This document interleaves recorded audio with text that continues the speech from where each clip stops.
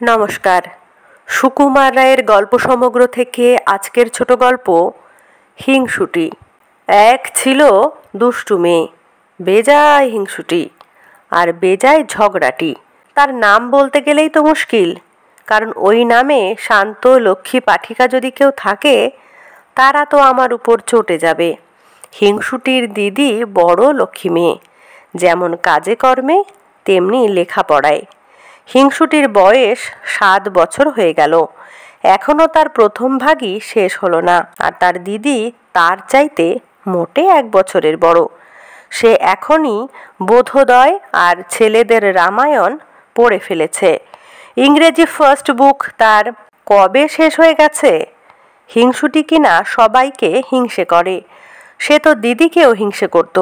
দিদি স্কুলে যায়, প্রাইজ পায়, হিংসুটি খালি বকুনি খায় আর শাস্তি পায়।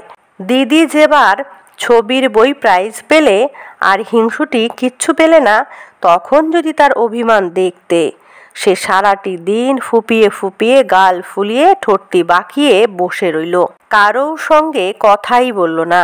তারপর রাত্রিবেলায় দিদির অমন সুন্দর বইখানাকে কালি ঢেলে মলাটটি ছিঁড়ে কাদায় ফেলে নষ্ট করে দিল। এমন দুষ্টু হিংসুটে মেয়ে। হিংসুটির মামা এসেছেন, তিনি মিঠাই এনে 2 বোনকেই আদর করে খেতে দিয়েছেন। হিংসুটি খানিকক্ষণ তার দিদির খাবারের দিকে তাকিয়ে তাকিয়ে ব্যয় করে কেঁদে ফেলল। মামা ব্যস্ত হয়ে বললেন, কি রে, কি হলো, জিভে কামড় লাগলো নাকি? হিংসুটির মুখে আর কথা নেই, সে কেবলই কাঁদছে।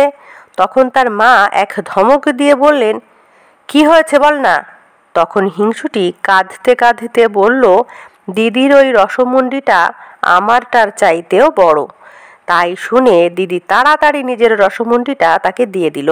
অথচ হিংসুটি নিজে যা খাবার পেয়েছিল তার অর্ধেক সে খেতে পারল না, নষ্ট করে ফেলে দিল। দিদির জন্মদিনে দিদির জন্য নতুন জামা, নতুন কাপড় আসলে তাই নিয়ে চেঁচিয়ে বাড়ি মাথায় করে তোলে। একদিন হিংসুটি তার মায়ের আলমারি খুলে দেখে কি, লাল জামা গায়ে, লাল জুতো পায়ে টুকটুকে রাঙা পুতুল বাক্সের মধ্যে শুয়ে আছে। হিংসুটি বলল, দেখেছো দিদি কি দুষ্টু, নিশ্চয়ই মামার কাছ থেকে পুতুল আদায় করেছে, আবার আমায় না দেখিয়ে মায়ের কাছে লুকিয়ে রাখা হয়েছে। তখন তার ভয়ানক রাগ হলো। সে ভাবল, আমি তো ছোট বোন, আমারই তো পুতুল পাওয়া উচিত, দিদি কেন মিছিমিছি পুতুল পাবে? এই ভেবে সে পুতুলটাকে উঠিয়ে নিল। কি সুন্দর পুতুল, কেমন মিটমিটে চোখ আর ফুটফুটে মুখ, কেমন কচি কচি হাত পা আর টুকটুকে জামা কাপড়। যত ভালো ভালো জিনিস সব কিনা দিদি পাবে। হিংসুটির চোখ ফেটে জল এলো। সে রেগে পুতুলটাকে আছড়িয়ে মাটিতে ফেলে দিল। তাতেও তার রাগ গেল না। সে একটা ডান্ডা নিয়ে ধাই ধাই করে পুতুলটাকে মারতে লাগলো। মারতে মারতে তার নাক মুখ হাত পা ভেঙে, তার জামা কাপড় ছিঁড়ে আবার তাকে বাক্সের মধ্যে ঠেসে এসে রাগে গড়গড় করতে করতে চলে গেল। বিকেলবেলা মামা এসে তাকে ডাকতে লাগলেন আর বললেন, তোর জন্য কি এনেছি দেখিসনি? শুনে হিংসুটি দৌড়ে এলো। কই মামা, কি এনেছো, দাও না। মামা বললেন, মার কাছে দেখ গিয়ে কেমন সুন্দর পুতুল এনেছি। হিংসুটি উৎসাহে নাচতে লাগলো। মাকে বলল, কোথায় রেখেছো মা?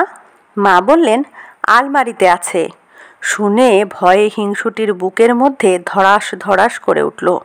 সে কাঁদো কাঁদো গলায় বলল, সেটার কি লাল জামা আর লাল জুতো পরানো, মাথায় কালো কালো কোকড়ানো চুল ছিল? মা বললেন, হ্যাঁ, তুই দেখেছিস নাকি? হিংসুটির মুখে আর কথা নেই। সে খানিকক্ষণ ফ্যাল ফ্যাল করে তাকিয়ে তারপর একেবারে ভ্যাঁ করে কেঁদে এক দৌড়ে সেখান থেকে পালিয়ে গেল। এরপরে যদি তার হিংসে আর দুষ্টুমি না কমে, তবে আর কি করে কমবে। নমস্কার। কেমন লাগলো আজকের গল্পটি অবশ্যই কমেন্টে জানাবেন। ভালো লাগলে লাইক কমেন্ট শেয়ার করবেন। ধন্যবাদ।